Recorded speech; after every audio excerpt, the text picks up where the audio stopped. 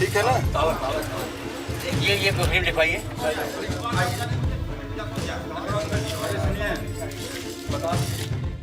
ज्ञानवापी मस्जिद के निचले कमरे का ताला खुला और इसके साथ ही सामने आया वो संसार जिसके सर्वे से पता चलेगा क्या वाकई ज्ञानवापी मस्जिद को मंदिर तोड़कर महादेव के धाम के ऊपर बनाया गया। पान का पत्ता। कमरे के अंदर एक पत्थर के नीचे जब कैमरे की नजर गई तो पान के 2 पत्ते नजर आए। इन पत्तों को गौर से देखेंगे तो आपको पता चलेगा कि पत्तों के अंदर कुछ आकृतियां हैं। अगर आप इतिहास को पढ़ेंगे तो आपको पता चलेगा कि सदियों पहले उत्तर भारत में प्राचीन नागर शैली का प्रचलन था। उत्तर भारत के कई मंदिर नागर शैली में बनाए गए हैं। नागर शैली में मंदिरों की साज सज्जा के लिए प्राकृतिक चिन्हों जैसे फूल, पत्तों और बेलों का इस्तेमाल किया जाता था और इसी वजह से सवाल उठ रहा है, क्या ज्ञानवापी के तहखाने में मिले ये चिन्ह नागर शैली से जुड़े हैं और क्या ये महादेव के मंदिर के ही वो अवशेष हैं जिन्हें औरंगजेब के हुक्म पर मस्जिद के नीचे दबा दिया गया था। टीम आगे बढ़ती रही और साथ ही साथ तहखाने से जुड़ी जगह के सच सामने आते गए और कैमरे में कैद हुआ एक ऐसा ही सच था, स्तंभ। अंदर बढ़ने के कुछ ही देर बाद एक टीम को एक स्तंभ मिला और इस खंबे पर थे ठीक वैसे ही आकार जो किसी मंदिर की घंटियों के होते हैं। चूंकि इस्लाम में घंटियों को इबादत की प्रक्रिया में इस्तेमाल नहीं किया जाता, इसी वजह से एक बार फिर सवाल उठा, क्या ये घंटियां मंदिर में पूजा पद्धति की प्रतीक हैं?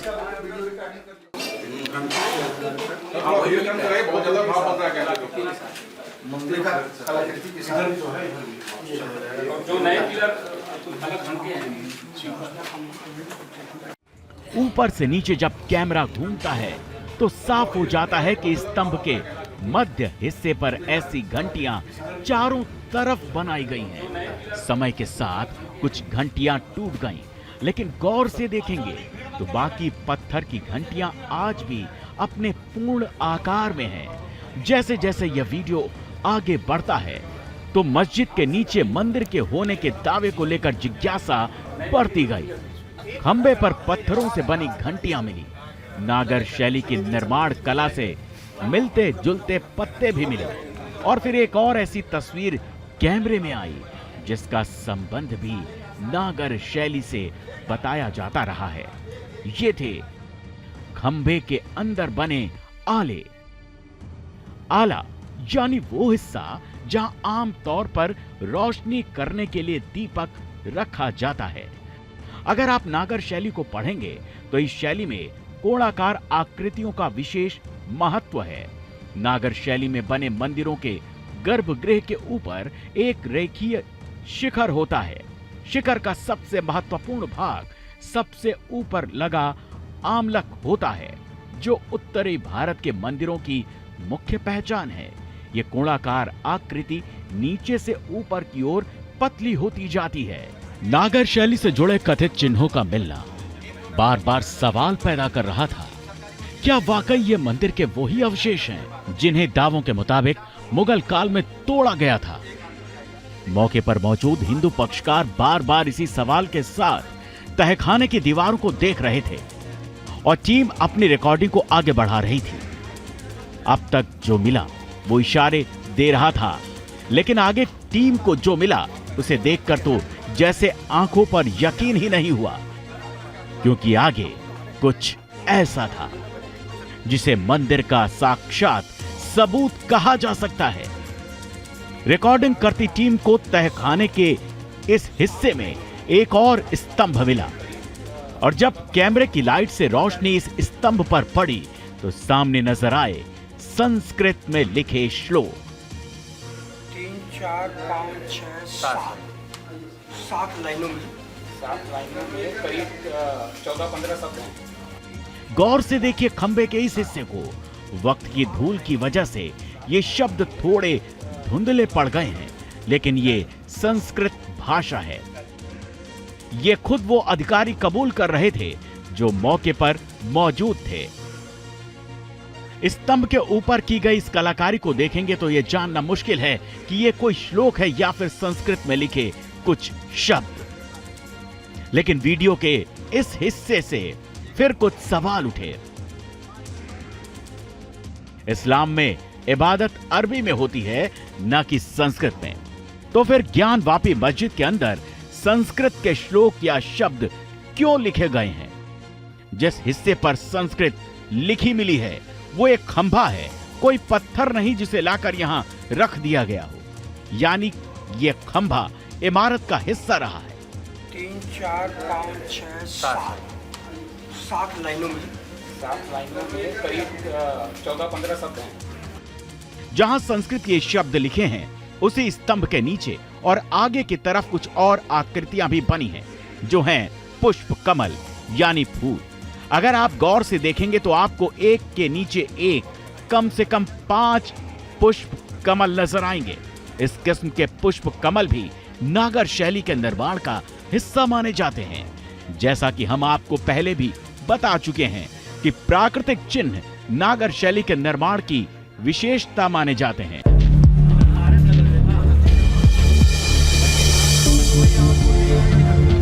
तहखाने के पूर्वी हिस्से के बाद जब कैमरा बाउंड्री की तरफ पहुंचा तो पान की कलाकृतियों वाली ये सफेद रंग की दीवार मिली।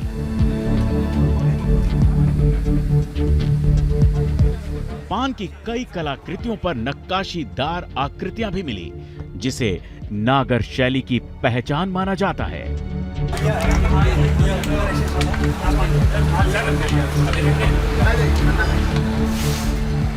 ये ज्ञानवापी की वही दक्षिण हिस्से की दीवार है जो काशी विश्वनाथ मंदिर के बेहद करीब है। इसीलिए इसे ज्ञानवापी की बाउंड्री कहा जाता है। दोनों पक्षों के वकील के साथ सर्वे टीम दक्षिण दीवार से होती हुई फिर तहखाने के पूर्वी हिस्से के आगे दाखिल हुई। हाँ बस आ गए, हो गया। तो यहां मलबों का पहाड़ मिला, टूटे हुए पिलर और शिलाओं का ढेर दिखा। ज्ञानवापी का यह तहखाना न मालूम कितने सालों से बंद था और इस तहखाने के अंदर जैसे जैसे टीम आगे बढ़ती गई दबे रहस्य खुलते गए। निशान दिख रहा बच्चा? कहीं देखिए, कहीं भी कुछ निशान दिख रहा? तहखाने में 14-14 घंटियों वाला दूसरा स्तंभ। तहखाने में यह दूसरा स्तंभ है जिस पर घंटी जैसी आकृति दिखाई दे रही है। 14-14 घंटियां इस स्तंभ पर तराशी गई हैं और जैसे ही कैमरा नीचे की तरफ जाता है एक आकृति पर सबकी निगाहें टिक जाती हैं। टीवी पर पहली बार ज्ञानवापी के तहखाने की वो तस्वीरें आप देख रहे हैं जो इससे पहले आपने कभी नहीं देखी होंगी। तमाम दावों, बहसों और दलीलों को सुना होगा, लेकिन पहली बार देखिए ज्ञानवापी के तहखाने में खड़ा ये स्तंभ क्या कहता है। स्तंभ के नीचे की इस आकृति को देखकर सर्वे की टीम चौंक पड़ी। दावा किया जा रहा है कि यहां कभी मूर्ति रही होगी और बाद में निशान मिटाने की कोशिश भी हुई होगी कि यहां और कौन से राज दफन हैं। तो इस राज से पर्दा उठाने के लिए कैमरा चबूतरे से होता हुआ दक्षिण की ओर घुमा। तहखाने का यह हिस्सा ज्यादातर अवशेषों से पटा पड़ा है। यहां की दीवारें ऐसी हैं जिन्हें पहली नजर में देखकर ही लगता है कि इनका निर्माण एक साथ नहीं हुआ।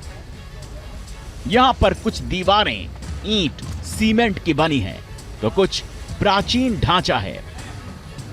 यानी इस स्ट्रक्चर में 2 युगों के अवशेष नजर आते हैं। सर्वे टीम ने यह नोट किया कि यहां कदम कदम पर शिलाओं का ढेर जमा है। इन्हीं शिलाओं को देखती हुई गुप्त अंधेरे में बचते बचाते सर्वे की टीम आगे बढ़ी। दक्षिण की तरफ पहुंचने पर एक ऐसी दीवार दिखी जिस पर कमल का फूल स्पष्ट नजर आया। हिंदू मान्यताओं के मुताबिक पुष्प कमल को लक्ष्मी स्वरूप कहा जाता है। हिंदू मंदिरों में कमल पुष्प, कमल की नक्काशी की पौराणिक परंपरा रही है। ऐसे में ये रहस्य और गहराने लगा कि ज्ञानवापी के पाताल लोक या यूं कहें तहखाने में कमल की कलाकृतियों का राज क्या है। लेकिन ये सिर्फ एक कलाकृति नहीं है, ये कैमरे में कैद तस्वीरें बताती हैं। जैसे ही कैमरा आगे की ओर घूमता है तो एक मेहराब पर बाघ की आकृति दिखाई देती है।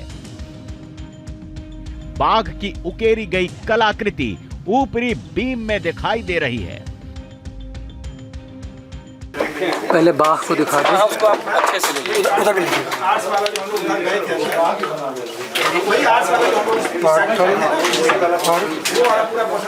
सब में घुरिया लगा है। विनायक जी, बाघ के डिजाइन लिखा आपने?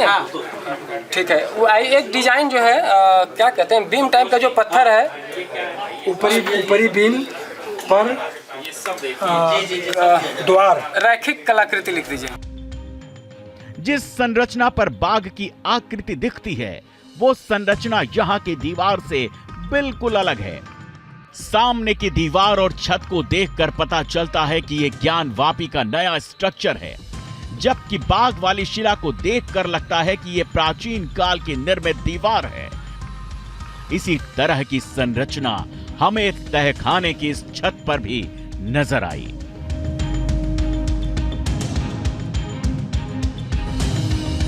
सफेद रंग की दीवार के ऊपर इस छत को देखिए। इस नक्काशीदार छत की कलाकृतियां किसी मंदिर नुमा आकृति जैसी हैं।